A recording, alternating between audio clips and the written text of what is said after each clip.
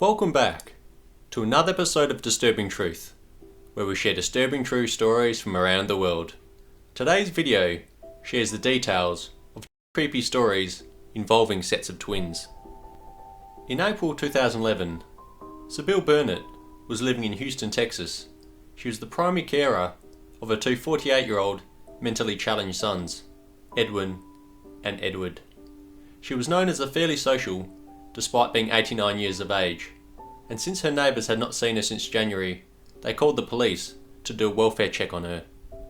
With the neighbours saying everything was closed up for so long, she would go to the country for a week, or she would go to the country for maybe 2 weeks tops, and it was like 3 months. When police arrived and knocked on the door, the officer said she was there to check on the man's mother, and Edwin tried to reassure her that everything was fine. When the officer pressed him to let her through the side door, the house was in a state and the smell was terrible. The officer found the mother's body face down on the floor in the living room. It was in an advanced state of decomposition. She was dressed in a nightgown that was pulled up to her arms, and insects were crawling all over her. The twins were then quickly arrested and questioned, where the true story came out. According to police, the brothers said that they were watching the BCS Championships game on January 10th, when their 89-year-old mother, Sabina Berndt, came in ranting and raving. The twins said she slipped and fell, and they left her on the floor without food, water, or medical attention for 3 days, until she died. Edwin told police that he remembered the date because it was the day after her 89th birthday. The twins said that they never called for help because they couldn't afford medical care for their mother, and after she died, they couldn't afford a funeral either. Police also said at the house, it didn't appear that there was any hygiene or showers taken. There was water, but it was only trickling over. There was no air conditioning. There were a lot of empty popcorn bags and broken eggshells in the house. Lots of empty tin cans where they were eating food out of them. All the applicable evidence in the case was presented to the grand jury, and based upon that evidence, they were elected no bill in the case. It effectively ends the prosecution of the brothers. The twins were released on bond shortly afterwards, and have been living at an assisted living facility. Their attorney, Robert Scardano, said that they will likely move in with relatives now that the charges have been dismissed. He continued the boys were born mentally disabled. They were born oxygen deprived, and I think that was the source of their problem, with being unable to make decisions and live in society. Edward told Robert that he was diagnosed with Asperger's syndrome, a severe form of autism. They're just not capable of feeling or expressing emotion. It was likely that Sabina had died of a stroke, as she was known to have high blood pressure. Robert said he praised Sabina, whose husband died only 5 years ago after suffering from Alzheimer's. The tragedy is the mother, Scardino said. She was keeping that family together and taking care of those boys. Frankly, she's a hero. Like most siblings, Korean-born American twins Sonny and Gina Han had their ups and downs, and were known to fight often. When they were 15, one fight had ended with Sonny stabbing Gina in the left thigh. Things didn't work out for Gina like it seemed to for Sonny, who got a full scholarship to the University of Laverne after high school. Gina could have gone to college, but she didn't feel ready to make the commitment to a 4-year college. So instead, the 20-year-old enlisted in the Air Force and began basic training at Lackland Air Force Base in Texas. It was a horrible choice. 1 month into her Air Force training, it became clear to Gina that the strict environment was too much for her. Without a sense of freedom or support network in Texas, she began to panic. Compared to her sister's success in college, she felt like a massive failure. Worse, she couldn't leave the Air Force for 2 years. Meanwhile at college, Sonny drove between classes in an expensive leased BMW and was constantly dressed in high-end designer clothing and makeup, reinforcing Gina's perception of their vastly different trajectories. Sonny had a boyfriend and plenty of friends, and the popular Korean American seemed to be finding her feet. Gina had developed a gambling problem, at first losing a few $1,000s, but then it developed into stealing $40,000 through fraudulent checks and credit cards. Sonny's life wasn't going as well as she projected it either, trying to keep up with the rich kids from college.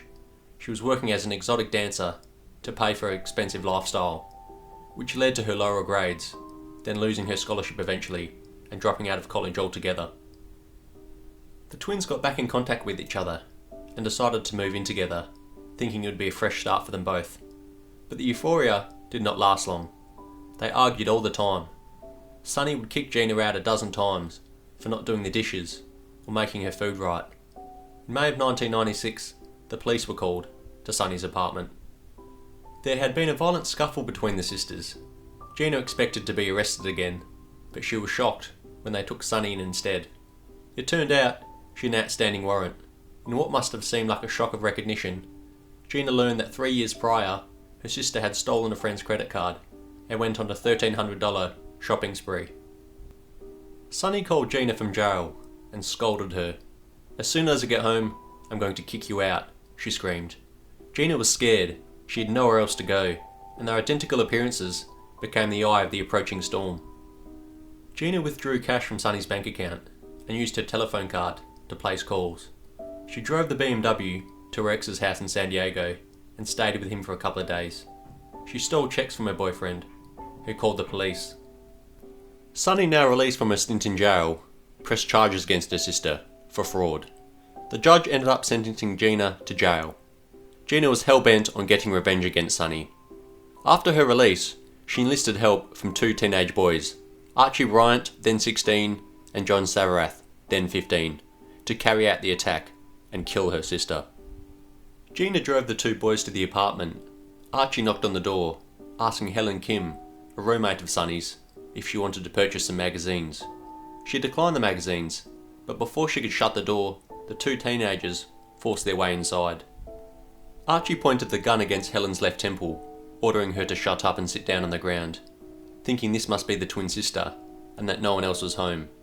He told the sobbing victim, "If you shut the fuck up, you'll be alright." They tied her hands up with a plastic twine and then placed a strip of duct tape over her mouth. Sonny was hopping out of the shower when she heard a racket from the other room. She dialed 911 on her cell phone, telling dispatch to hurry.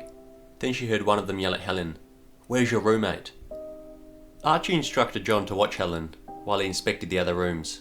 As he entered the bathroom, he saw the cell phone in Sonny's hand. Placing the gun against her head, he asked her if she called the police. Sonny lied and said no.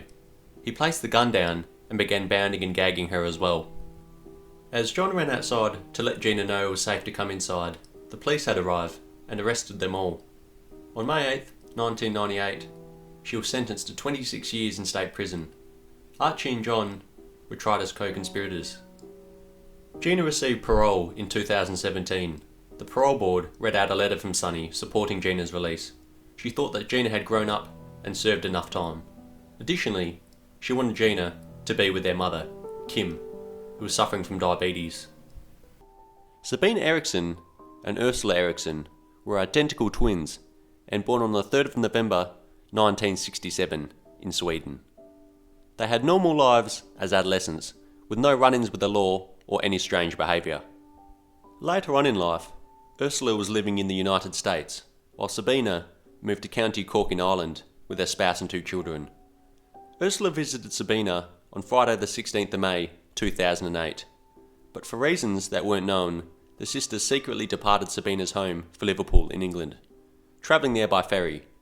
They arrived in Liverpool at 8:30 Saturday morning and went to a local police station, apparently to report concerns over the safety of Sabina's children. Liverpool police contacted Dublin to follow up the request, learning that Sabina had had a fight with her partner the previous night. At around 11:30 a.m. that morning, the pair then boarded a bus headed towards London. The twins suddenly disembarked from the bus near a motorway as they were not feeling well. It wasn't a scheduled stop, but the bus driver had started to become concerned over their erratic and suspicious behaviour. He then noticed the woman clinging to their bags tightly and did not let them reboard because they refused to let him search their bags for illegal items. The manager of the closest service station was informed, and also feeling suspicious of the pair's demeanour and also the thing with the bags, she called the police. Officers arrived to talk to them, but left soon after, saying that the woman seemed harmless. Shortly after, the pair began running into motorway traffic and walking down the central reservation, with traffic travelling at high speeds alongside them. The footage caught by the film crew filming motorway cops captured the chaos, with Sabina running into the path of a Volkswagen Polo. She was knocked unconscious for around 15 minutes before running into oncoming traffic again. Meanwhile, Ursula had done the same, and at around 3 p.m, the Highways Agency received a report that 2 people were on the motorway. Officers found Sabina laying in lane 3, while Ursula was struck by a lorry and suffered 2 broken legs. The twins somehow survived. As emergency services attempted to come to Sabina's aid, she struck an officer in the face and again ran into the traffic. Elsewhere on the M6, Ursula screamed, spat, and scratched officers in an attempt to resist medical treatment. The M6 northbound was closed for over 4 hours to allow an air ambulance to transport Ursula to hospital and a road ambulance to take Sabina. 5 hours after the incident on the M6, Sabina was discharged from the hospital and then taken into police custody.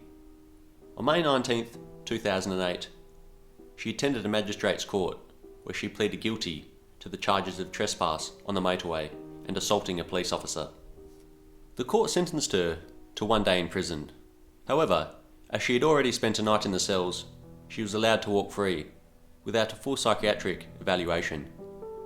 Now a free woman, Sabina began wandering around aimlessly in an attempt to locate her sister. At around 7 p.m. that evening, 2 men, 54-year-old Glenn Hollingshead and his friend Peter Malloy, were out on a dog walk and spotted Sabina. She approached the dog and asked the 2 men if they had directions for any hotels or bed and breakfasts. Self-employed welder Mr. Hollingshead, who had previously been a paramedic in the RAF, took pity on Sabina and offered her a safe place at his home in Fenton for the night.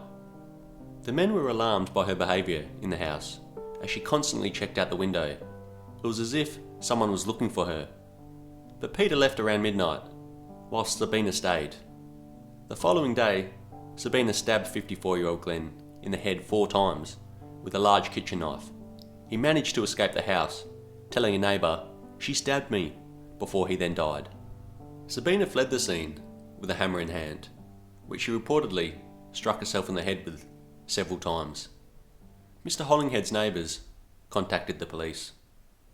A passing driver attempted to stop and take control of Sabina, but she used a towel in her pocket to strike him in the head. The pursuit came to an end at Heron Cross, where she jumped from a 40-foot high bridge onto the A50. She was hospitalised with 2 broken ankles and a fractured skull. After being discharged from hospital, police arrested her and later charged her with murder. Ursula would be discharged later in September, where she returned to Sweden and then USA. In September 2009, Sabina pleaded guilty to manslaughter with diminished responsibility. Both the prosecution and defence were in agreement that she was insane at the time. Though she was deemed sane by the trial, Sabina had no answers for her actions or the killing of Glenn Hollingshead. Sabina's lawyers claimed Sabina was a secondary sufferer of folie-à-deux, with her sister, Ursula, being the primary sufferer, whose presence or perceived presence would influence Sabina. Additionally, the court was told Sabina had a rare psychiatric disorder that made her hear voices. The case is one of the few notable cases of shared psychosis, also known as folie-à-deux, where psychosis is transmitted between 2 close individuals. Sabina was sentenced to 5 years in prison by Mr. Justice Saunders, who said, "I understand that this sentence will seem entirely inadequate to the relatives of the deceased. However, I've sentenced on the basis that the reason for the killing was the mental illness, and therefore the culpability of the defendant is low, and therefore the sentence I've passed is designed to protect the public. It is not designed to reflect the grief the relatives have suffered, or to measure the value of Mr. Hollingshead's life. No sentence that I could pass could do that. It is a sentence which I hope fairly measures a truly tragic event." Mr. Hollingshead's brother repeatedly told the Sentinel newspaper in Stoke that he believed the criminal justice system had failed his brother when they allowed Sabina to return to society after the incident on the M6. He said, "Her mental condition should have been properly assessed after what she did on the motorway and the experiences the police had. Her mental disorder should have been picked up prior to her being let out into the community. We don't hold her, Sabina, responsible, the same as we wouldn't blame a rabid dog for biting someone. She is ill, and to a large degree not responsible for her actions, but her mental disorder should have been recognised much earlier. Sabina was first eligible for release in 2011, having spent 439 days in custody ahead of sentencing. The prison Sabina was sent to was a Bronzefield women's prison, where she apparently turned to Christianity. In 1963, two twin girls were born in the military hospital of Aden. They were named Jennifer and June Gibbons. Being twins is quite remarkable, but the girls seemed quite normal when they were babies. But as soon as they got to speaking age, things started to get strange. Worryingly, they were far behind their peers in regards to speaking, but they were also totally inseparable. And the two girls seemed to have their own special language that only each other could understand. Their father, Aubrey, said that they would make funny noises in the house. He couldn't quite put his finger on it, but he knew something was strange about the girls. The Gibbons family was originally from Barbados and had immigrated to Great Britain in the early 1960s. Though the parents spoke English at home, the two girls began to speak another language, believed to be a sped-up version of Bajan Creole.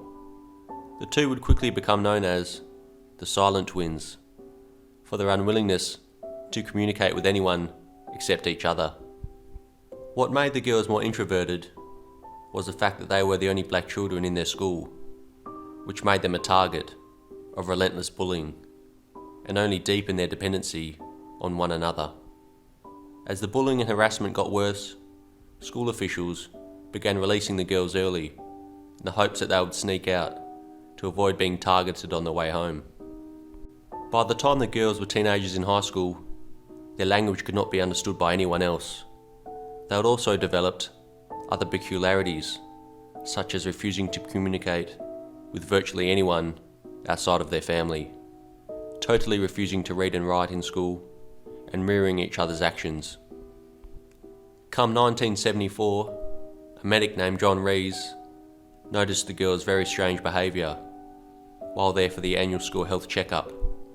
According to John, the twins were unusually non-reactive to being vaccinated. He described their behaviour as doll-like. Confused, he quickly alerted the school's principal. When the principal arrogantly brushed him off, noting that the girls were perfectly normal, John notified a local psychologist, who immediately insisted that the girls be enrolled in therapy. However, despite seeing several therapists, psychiatrists and psychologists, the girls' issues remained a mystery, and they continued to refuse to speak to anyone else. In February of 1977, when nothing else worked, they hired a speech therapist, Jeena Han, who met with the two girls. While refusing to speak in Han's presence, the two consented to having their voices recorded, if then left alone. Anne had the feeling that June wished to speak to her, but was being told not to do so by Jennifer. Anne later said that Jennifer sat there with an expressionless gaze, but she felt her power. The thought then entered her mind that June was possessed by her twin. The decision was then made to separate the twins and send the girls to different boarding schools. The hope was that, once they were on their own and able to develop a sense of who they were individually, the girls would break out of their shells and begin to communicate with others around them. It was immediately clear that the experiment was a massive failure. Rather than branch out, June and Jennifer both withdrew entirely into themselves and became almost zombie-like. At one point during the separation, it took two people to get June out of bed, after which she was simply propped up against a wall, her body completely stiff and heavy like a corpse. When they were quickly reunited, the twins held even more tightly onto one another and became more withdrawn from the rest of the world. It actually got worse, as they no longer even spoke to their parents, except for communicating by writing letters.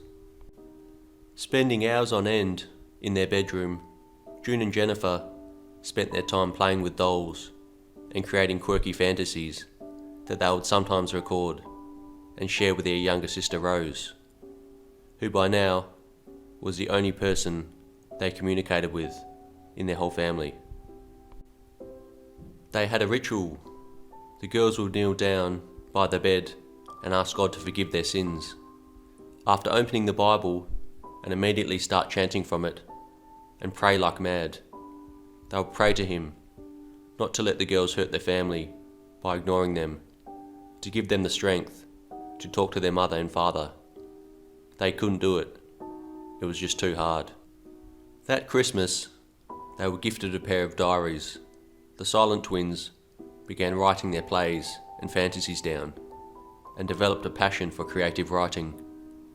When they were 16 years old, the twins took a mail order writing course and began pulling together their small funds to publish their stories via Vanity Press. While their parents thought it would be a good idea for them, this proved not to be the case for the twins. The themes of their self-published novels were as strange and dark as their behaviour. Most of the stories were based in the United States and centred around young, attractive people who committed evil crimes. Whilst only one novel, titled The Pepsi Cola Addict, about a young teenager seduced by his high school teacher, made it all the way to print, that didn't stop June and Jennifer Gibbons from penning 12 other stories. 2 years later, bored with writing and at the age of 18, the girls had begun experimenting with drugs and alcohol and started committing petty crimes. Eventually, these crimes got worse and they were arrested in 1981 for committing arson. Soon after, they were placed in a maximum security hospital for the criminally insane.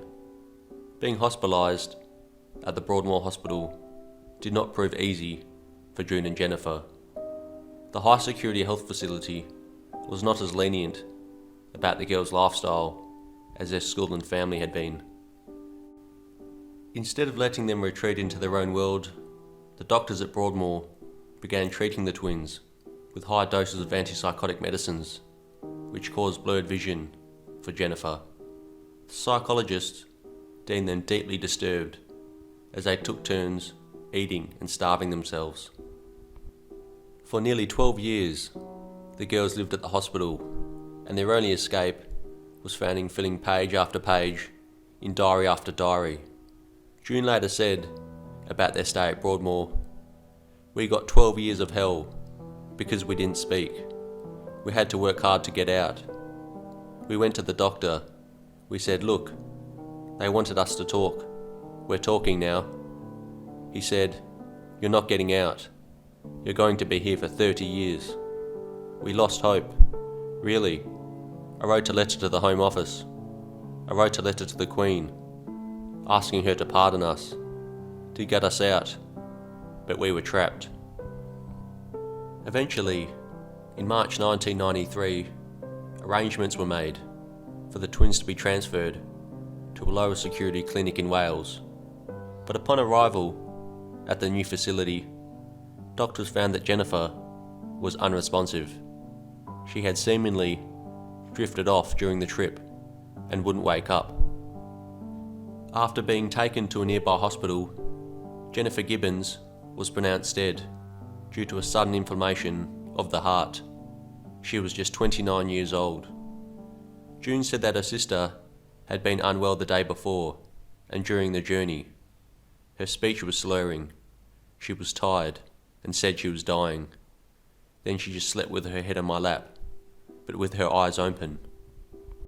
Jennifer is now buried under a headstone, engraved with a poem written by June. It reads, "We once were two, we two made one, we no more two, through life be one, rest in peace." While Jennifer's untimely death was certainly unexpected and shocking, so was the effect that it had on June. She suddenly began speaking to everyone, as if she had been doing it her whole life, like a weight had been lifted off her shoulders.